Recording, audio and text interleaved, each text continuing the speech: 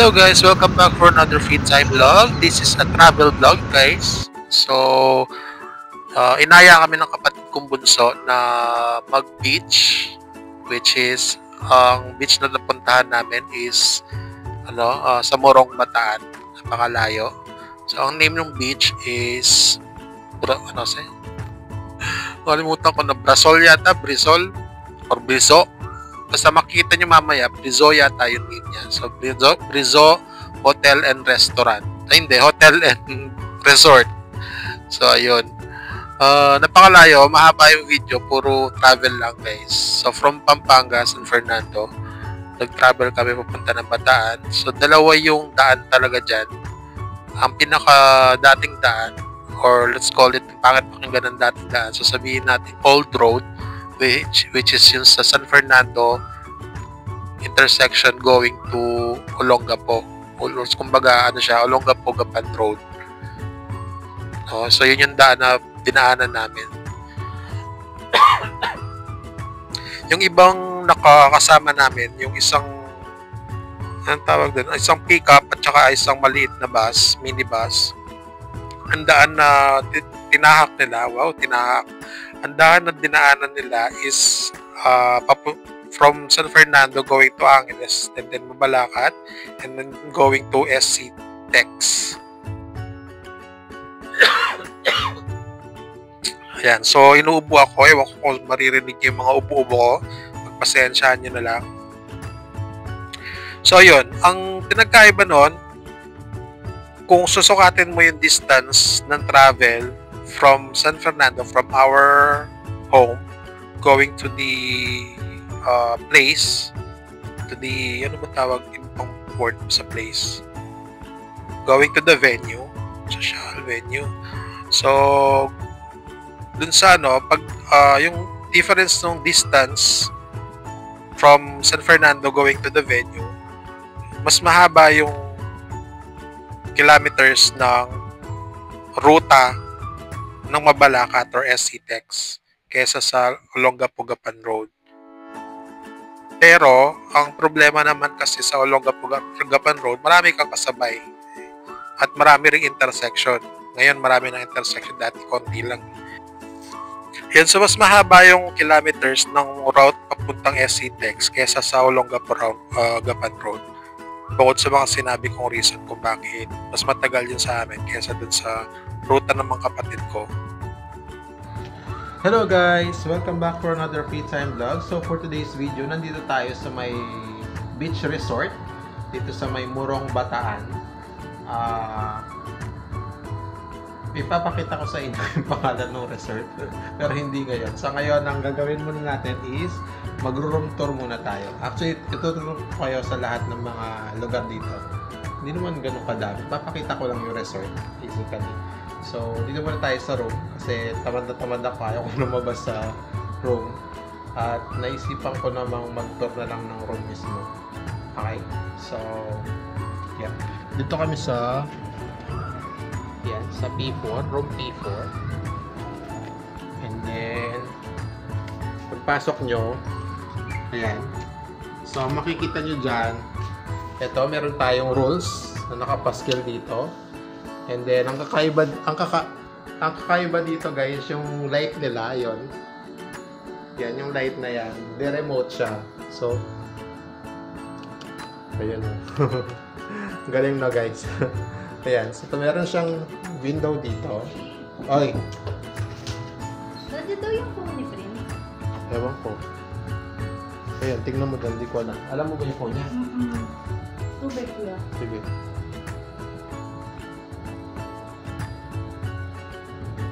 Yun yan? Sige. Thank you. Okay.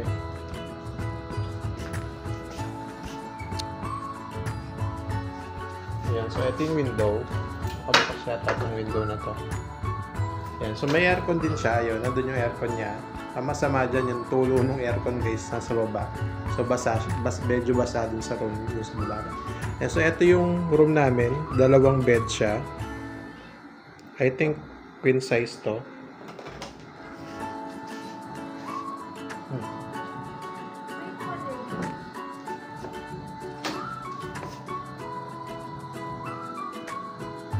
Pasok ka. Ayan, so queen size siya. Medyo magulo. Ayan.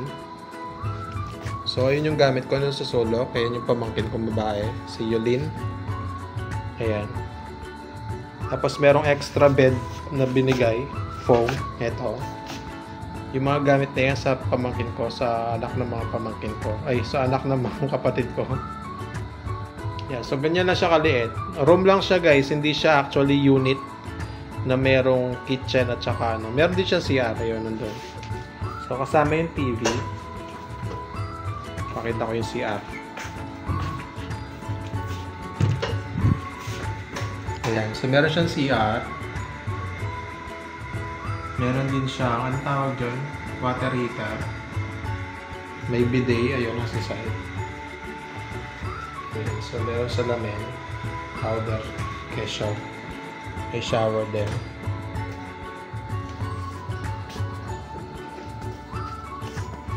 Ayun, so yun lang siya, guys. Tapakan ko yung tubig, guys. So, lasa. Natin nga yung rayo.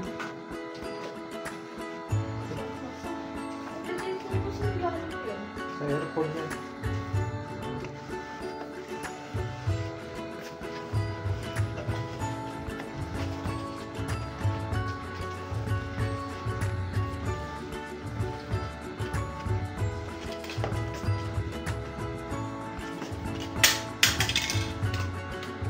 Buti tapos ka na. Ayun, so basically yun lang yung room, guys.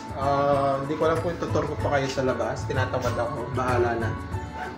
Siguro mamaya ang ating gabi pag wala masyadong tao, maraming tao sa labas eh. Kaya tinatamad ako. Anyway, bye-bye! Ayan, so ito yung main entrance ng ng Brizo Resort. Ayan, so makikita nyo yan, Hotel and Beach Resto. Hindi resto. Resort. Sensya na, dami kong mga mali. Ayan, so yun yung entrance niya. Pagka sa entrance niya mismo, malaki yung parking. So kasya yung isang bus na malaki dyan, regular na malaking bus.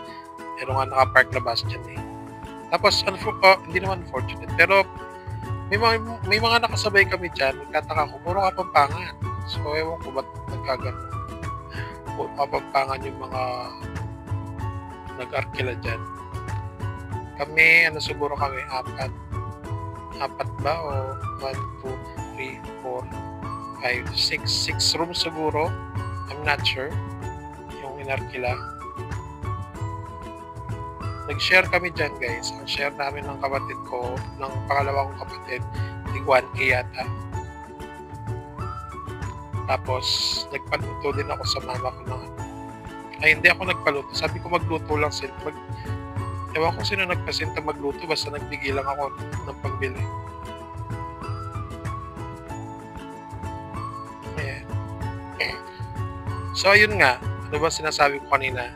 So, ang ruta ng Mabalacat, guys, mas mahaba by kilometers kaysa sa Olongapo Road. Kaso mas traffic yung Olongapo Road at straight, tuloy-tuloy lang yung biyahe pag sa SC Tex. Kaya nauna silang dumating yung pick-up at saka yung small bus. So, yung main bus. Medyo huli, hindi naman kami ganun kahuling-huli. Wala naman siguro isang oras yung namin, pagkahuli namin. Pero nung uwian, ang rutang namin, puro Olongapo Road na. Ayan, so makikita nyo maganda naman siya. Kulay white yung kulay ng wall nila. Tapos naka-tiles din. Ayan, so ayan. P4, room P4 kami. Actually, I'll be honest, hindi ako masyado naglalabas talaga. Bukod sa tinatamad ako, parang ayoko rin lumabas. Siguro. Ayan, so yan yung P4. Ayan, so ito yung niya, resort. Ay, ito yung tawag dyan, swimming pool.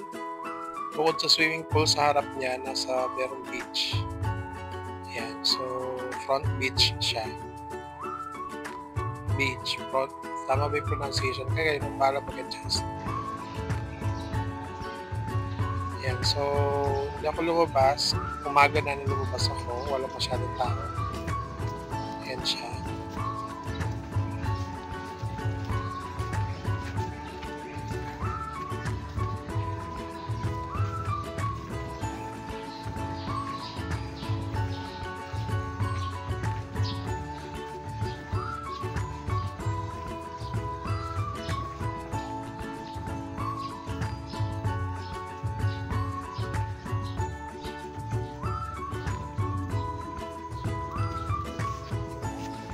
Ayan. So, yun yung umagang view. Morning, as in around, ano oras siya? Mga 6, 5, 6, ganyan. Between 5, 6 oras na. Ayan. So, yun yung mga rooms. 2-story lang siya. Tapos, isang pahaba. And then, may terrace. Ayan, yung terrace na. Actually, malaki din yan. So, sa baba niyan, meron ding terrace from Videoke. Hindi ko alam kung meron maliit na restaurant, pero nag-offer sila ng breakfast dyan. Ayan yung terrace sa baba. At meron pang extra cottages. Yung cottage nila, mga sementado. Ayan. 3 cottage yan.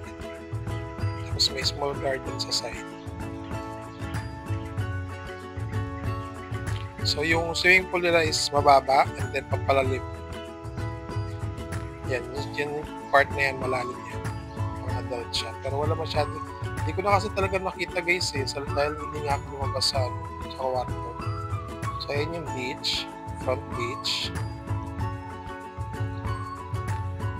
Sabi ng kapatid ko, hindi daw malinaw yung tubig.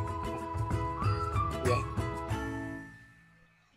So, ayun, hindi ko masyadong tinignan. Ano ko lang, binidyo ko lang talaga. Tapos hindi na ako masyadong naglabas. Ayan siya. So, ayun yung talaga. Ito, pagkarating yung kaninang dito, 6 a.m. Ito, 3 to 4 in the afternoon. Actually, mula itong video na ito bago yung shot.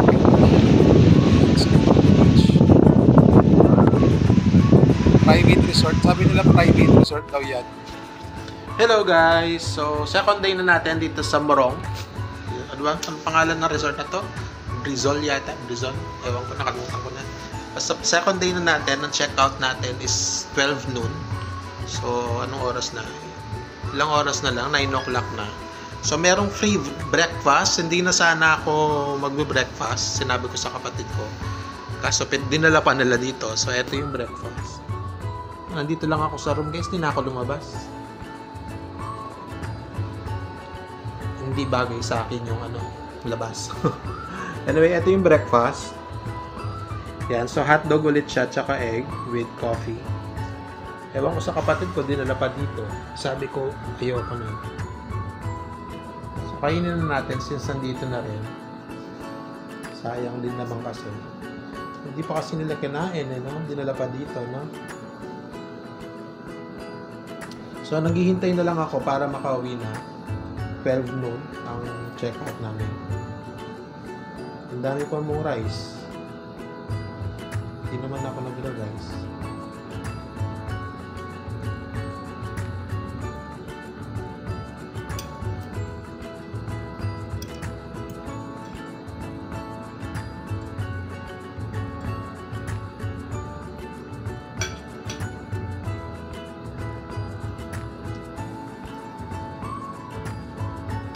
Ang lamig.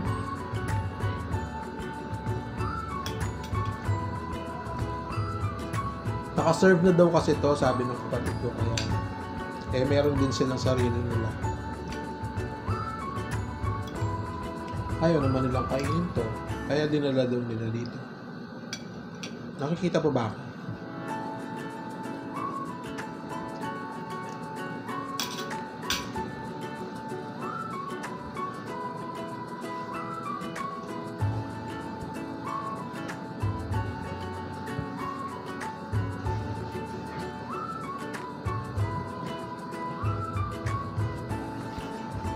Kailangan ko ng tissue.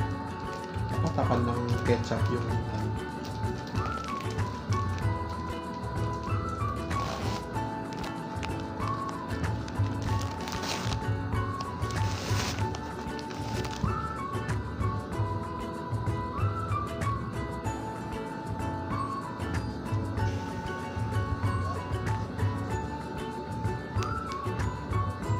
Ang messy ko guys, grabe. Hanggang dito na lang guys, hindi ko na hindi ko na pahabain yung video. Magpapaalam na ako. Thank you so much guys. Bye.